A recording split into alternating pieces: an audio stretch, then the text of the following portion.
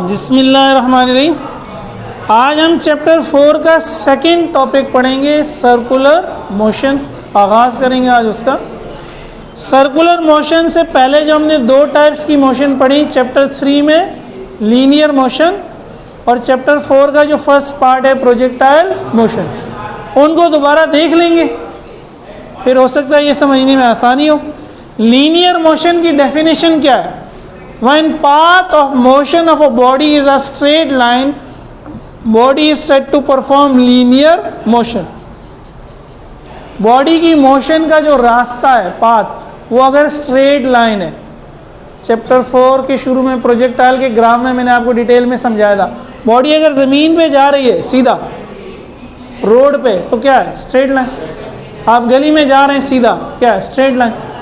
तो straight line है, इसी को लीनियर मोशन कहते हैं। एग्जाम्पल क्या है? हॉरिजॉन्टल मोशन, ज़मीन पे जो हम चल रहे होते हैं, मोशन ऑन ग्राउंड। प्रोजेक्टाइल के मोशन में भी इसको हॉरिजॉन्टल कहा था ना, एक्स एक्सिस वाली। ये हमारी क्या है? Straight line motion. जब भी आप ज़मीन पे चल रहे हैं सीधा, डांस करते हुए नहीं, तो वो क्या है? स्ट्रेट लाइन मोशन है। ठीक है, उसको हॉरिजॉन्टल मोशन भी कह सकते हैं, मोशन ऑन ग्राउंड भी कह सकते हैं। और जब आप किसी ऑब्जेक्ट को नीचे से ऊपर फेंकते हैं सीधा, तो स्ट्रेट लाइन में ऊपर जाता है, स्ट्रेट लाइन में नीचे आता है। इसको क्या कहते हैं? Free fall motion. ये भी वर्टिकल मोशन, इसको हमने कहा था प्रोजेक्टाइल में। ये भी क्या है? अगर सिर्फ ये मोशन हो रही है, ऊपर फेंकी कोई चीज़ हो, नीचे आ रही है, तो ये भी क्या है? Linear motion. ये डॉट डॉट का मतलब है बॉडी है, ये बॉडी। तो बॉडी इधर है, इधर है, इधर इधर इधर, इन सबको मिलाया तो स्ट्रेट लाइन बन गई। इस तरह इन सबको मिलाया तो स्ट्रेट लाइन बन गई। Straight line motion is linear motion. फिर हमने चैप्टर 4 के स्टार्ट में कहा projectile motion. Straight line motion क्या? One dimension motion. अगर इसको ले तो हम सिर्फ एक्स एक्सिस में जा रहे हैं, इसको ले तो हम सिर्फ वाई एक्सिस में जा रहे हैं। प्रोजेक्टाइल मोशन में वर्डिंग यही होगी, one path of motion of a body is a parabola. Straight line की जगह क्या आ जाएगा? Parabola. Body is set to perform linear की जगह आ जाएगा प्रोजेक्टाइल मोशन। तो वर्डिंग सारी यही है, स्ट्रेट लाइन की जगह पैराबोला, लीनियर मोशन की जगह प्रोजेक्टाइल मोशन। ये हमने कल एंड भी किया डिटेल में। ये उसका पाथ है, मिसाइल जा रहा है, क्रिकेट की बॉल जा रही है, ये शक्ल क्या है? पैराबोला। अब जब बॉडी इस पॉइंट से इस पॉइंट तक पहुंची, तो कैसे पहुंची? कुछ इसने डिस्टेंस कवर किया एक्स में, कुछ ने डिस्टेंस कवर किया, तो ये 2D मोशन है। इसमें एक्स में भी मोशन है और दोनों को मिला देते हैं तो प्रोजेक्टाइल बन जाता है। यहाँ से यहाँ कैसे पहुँचा? कुछ एक्स में गया, कुछ वाई में गया। प्रोजेक्टाइल से मिलती जुलती circular motion. Again when the path of motion of a body is a circle, straight line की जगह क्या लगा दे? Circle. Body is set to perform circular motion, linear की जगह लगा दे। तो ये इनको याद रखने के आसान तरीके, आसान सी डेफिनेशन। सर्कल में बॉडी मूव कर रही है, दायरे में घूम रही है। ठीक है, कोई भी बॉडी है वो सर्कल में मूव कर रही है, मैंने यूँ एज्यूम कर लिया ये मोशन हो रही है क्लॉकवाइज, जिस तरह घड़ी की सुइयाँ नीडल्स घूमती हैं। ठीक है, अगेन अगर बॉडी ने यहाँ से यहाँ पहुँचना है, एक्चुअल में तो बॉडी यहाँ से यहाँ गई है, लेकिन अगर उसको ब्रेक करें तो एक्स में भी गई है और स्ट्रेट लाइन नहीं है। ये भी कौन सी मोशन है? 2 डायमेंशन। 1 डायमेंशन की एग्जांपल्स तो ये हो गई लीनियर की। प्रोजेक्टाइल की कल हमने डिस्कस की, फुटबॉल में, क्रिकेट में, टेनिस में, मिसाइल में, लॉन्ग जंप में। सर्कुलर मोशन की क्या एग्जांपल्स हैं? कौन सी बॉडी सर्कुलर मोशन में है?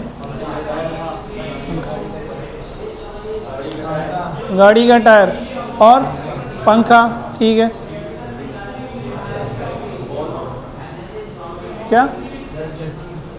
चक्की।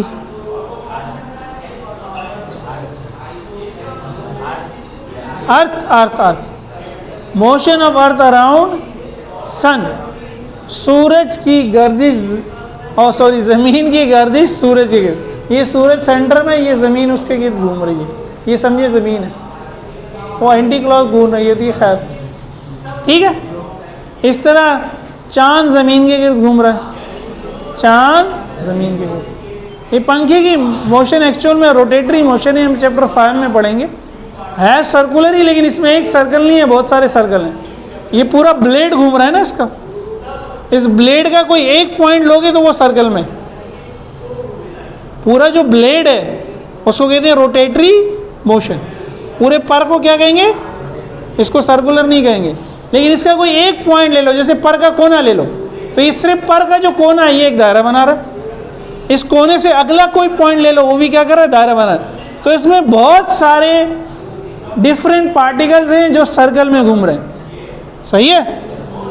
लेकिन अगर हम अर्थ के ले लें कि अर्थ जो है सूरज के गिर्द जो घूम रही है, motion of earth around the sun, तो अर्थ पूरे को हमने एक पॉइंट ले लिया, एक पार्टिकल ले लिया, वो क्या है, सर्कुलर मोशन।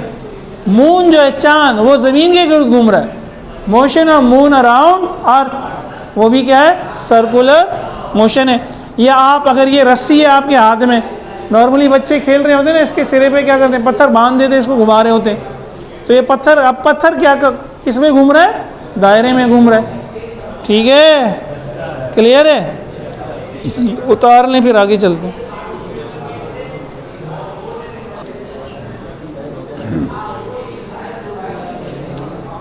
लीनियर मोशन के जो शुरू के लेक्चर्स हैं उसमें हमने ये सारी चीज़ें डिटेल में देखी है।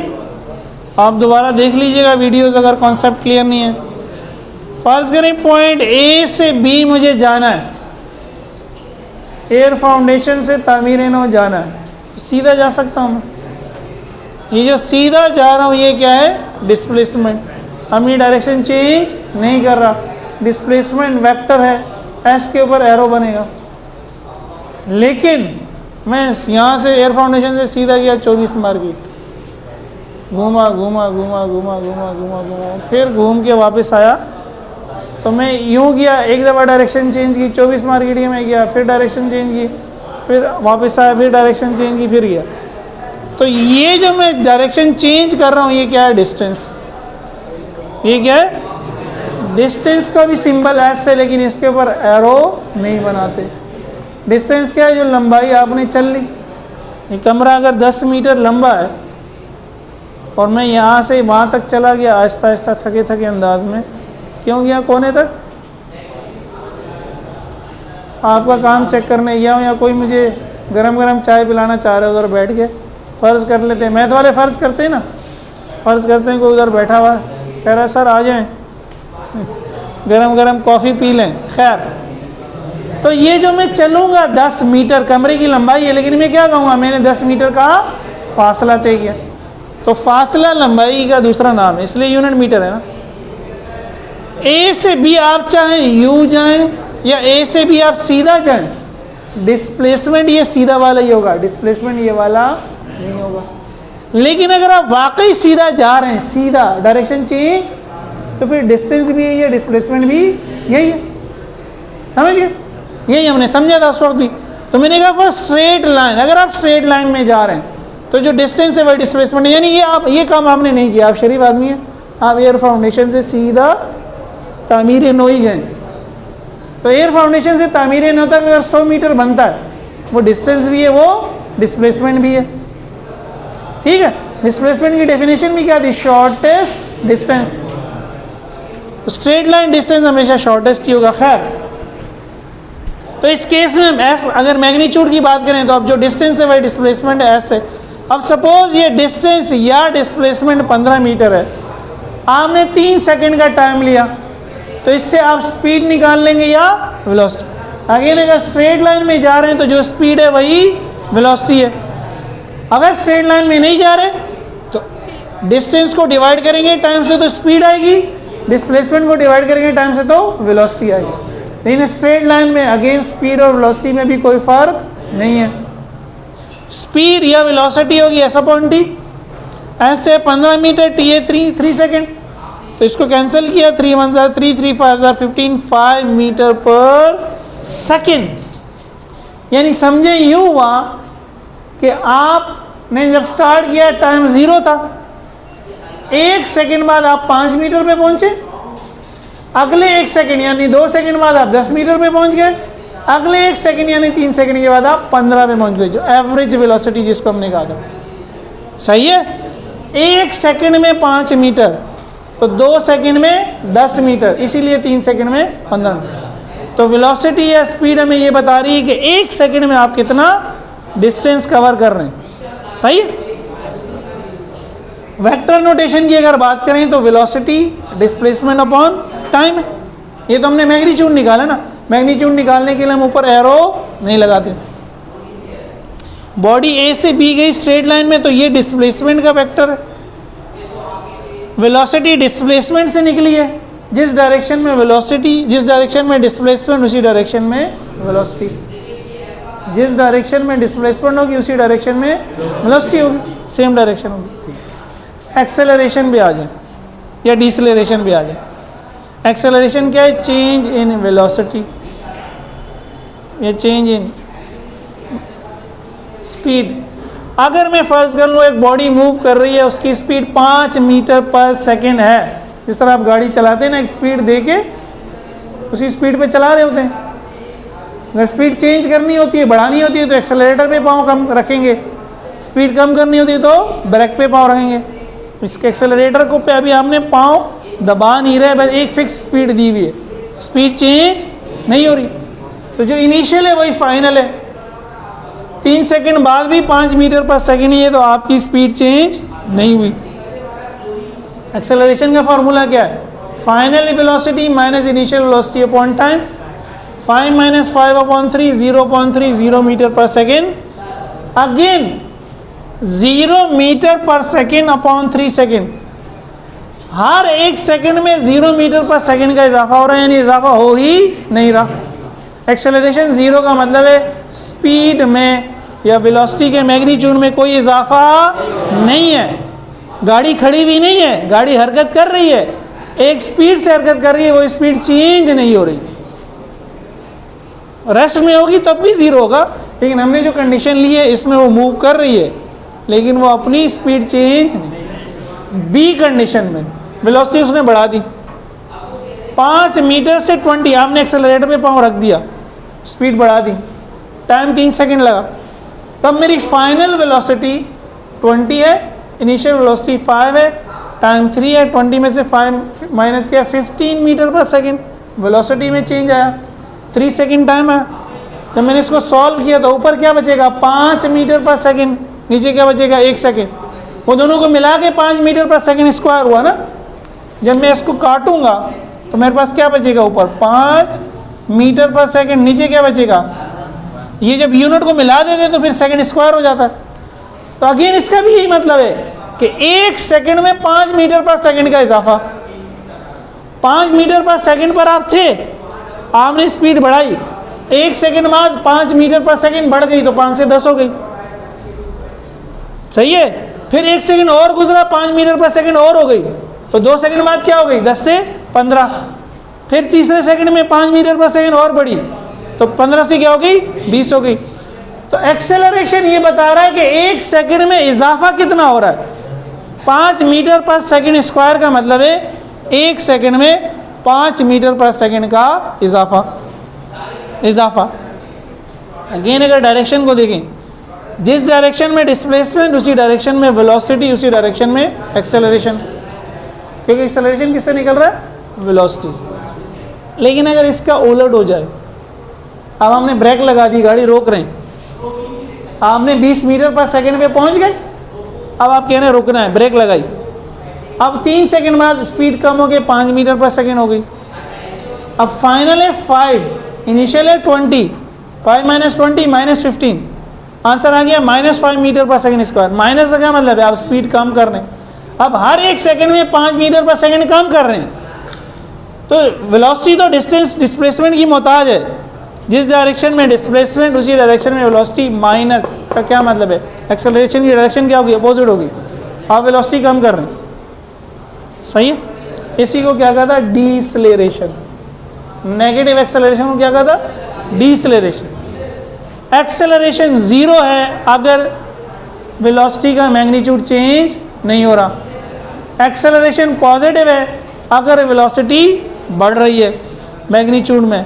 एक्सेलरेशन नेगेटिव है अगर वेलोसिटी कम हो रही है।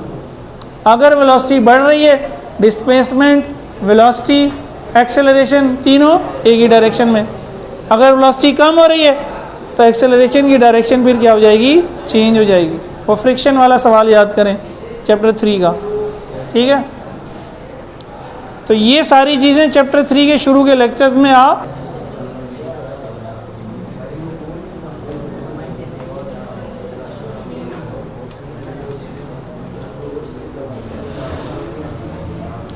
सर्कुलर मोशन में 4 एक्सेलरेशंस होते हैं। Tangential acceleration, centripetal acceleration, resultant acceleration या नेट एक्सेलरेशन और एंगुलर एक्सेलरेशन। अभी जो हमने एक्सेलरेशन पढ़ा कि वेलोसिटी 5 से 20 हुई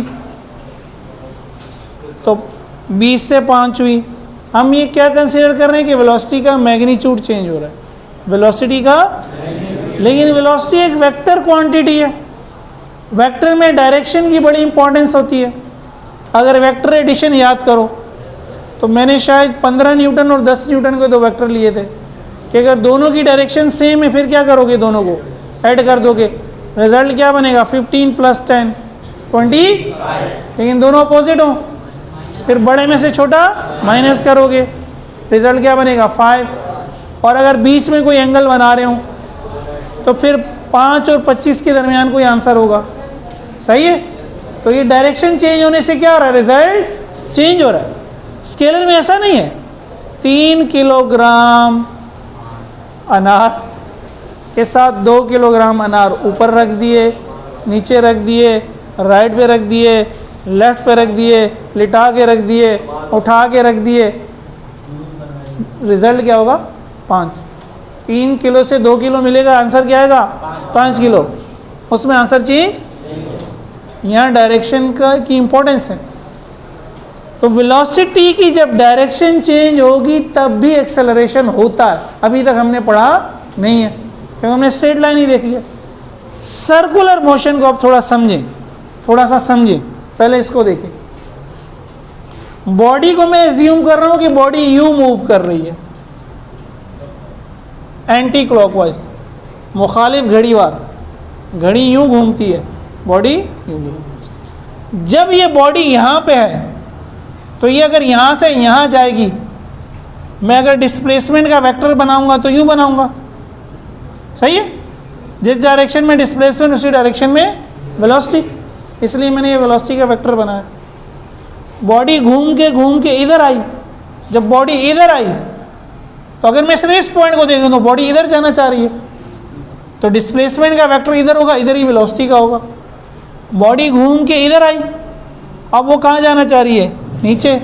बॉडी घूम के इधर आई, वो अब कहाँ जाना चाह रही है, इधर। तो अगर आप अपनी ईस्ट वेस्ट नॉर्थ साउथ को याद करें, ये कौन सी डायरेक्शन बन रही है, नॉर्थ। ये कौन सी डायरेक्शन बन रही है, वेस्ट। ये कौन सी डायरेक्शन बन रही है, साउथ। ये कौन सी डायरेक्शन, ईस्ट। बॉडी जैसी थोड़ा सा आगे गई, देखिए यहाँ पे है तो वो यहाँ जाना चाह रही है, अब डिस्प्लेसमेंट इधर है, तो जिस डायरेक्शन में डिस्प्लेसमेंट उसी डायरेक्शन में वेलोसिटी। यहाँ पे ही चेंज हो गई है वेलोसिटी, यहाँ पे वेलोसिटी का वेक्टर इधर है, यहाँ पे वेलोसिटी का वेक्टर इधर है,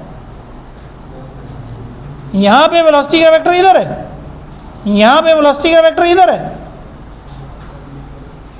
और समझ रहे हो, किसी भी एक पॉइंट से दूसरे पॉइंट पे जाओगे वेलोसिटी की डायरेक्शन चेंज हो जाएगी। अगर ऐसा नहीं है तो फिर तो सर्कुलर मोशन ही नहीं है। सर्कुलर मोशन होगी ही तब जब वेलोसिटी की डायरेक्शन चेंज होगी। जब वेलोसिटी की डायरेक्शन चेंज होगी, सर्कुलर मोशन में वेलोसिटी की डायरेक्शन से जो चेंज होने वाला एक्सेलरेशन है वो तो होगा ही होगा, वरना तो सर्कुलर मोशन ही। तो ये तो हमेशा होगा भाई, इस पे तो कोई क्वेश्चन मार्क। इस एक्सेलरेशन को कहते हैं centripetal acceleration, always exist circular motion में।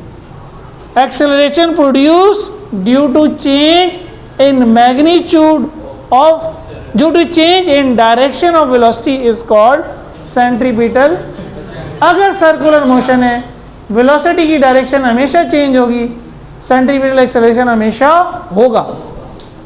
होगा, आपने रटा होगा मैट्रिक में ना, सेंट्रीपिटल एक्सेलरेशन क्या होता है, जिसकी डायरेक्शन सर्कल के सेंटर की तरफ। ये तो उसकी प्रॉपर्टी है, उसकी डेफिनेशन नहीं है।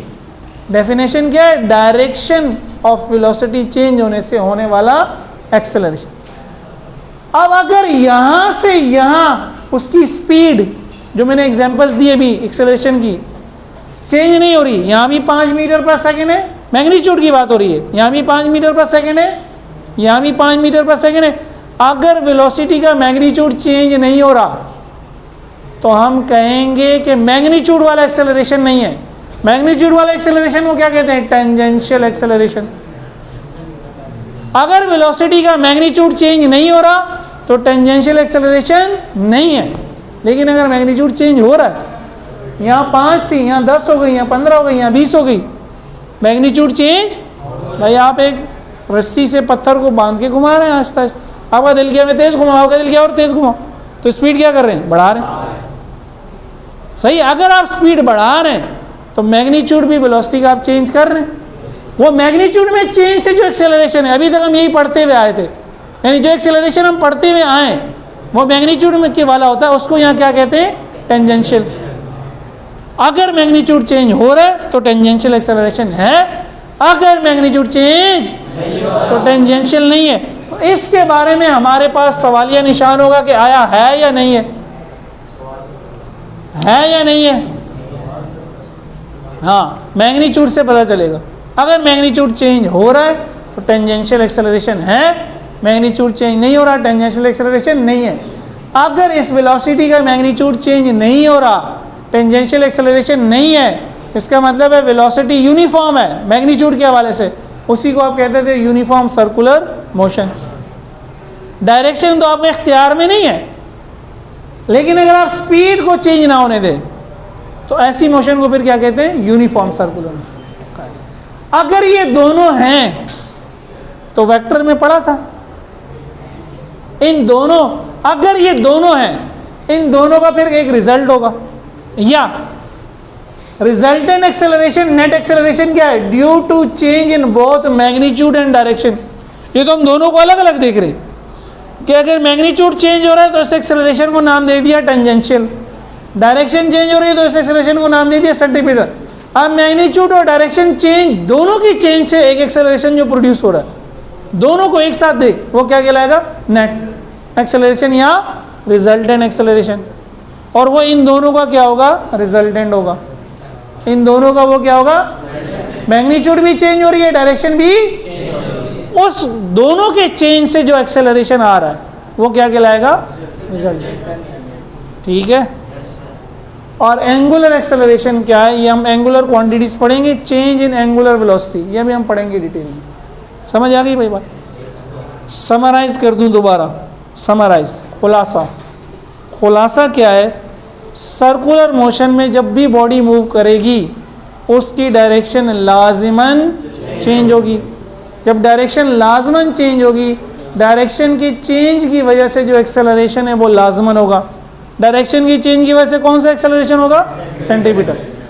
जैसे ही आपको कोई कहे बॉडी सर्कल में मूव कर रही है, सेंटीमीटर एक्सेलरेशन तो है ही है, सेंटीमीटर एक्सेलरेशन तो है ही है। अब सवाल ये पैदा होता है, क्या वेलोसिटी का मैग्नीट्यूड चेंज हो रहा है? अगर वेलोसिटी का मैग्नीट्यूड चेंज हो रहा है, टेंजेंशियल एक्सेलरेशन भी है। अगर मैग्नीट्यूड चेंज नहीं हो रहा, टेंजेंशियल एक्सेलरेशन नहीं है। और अगर दोनों हैं, सेंट्रीपिटल भी है, टेंजेंशियल भी है, तो दोनों के चेंज से जो टोटल एक्सेलरेशन आएगा वो क्या कहलाएगा, नेट एक्सेलरेशन या रिजल्टेंट। नेक्स्ट लेक्चर में जब आओगे यहाँ तक पढ़ के आना, इससे हम आगे कंटिन्यू करेंगे।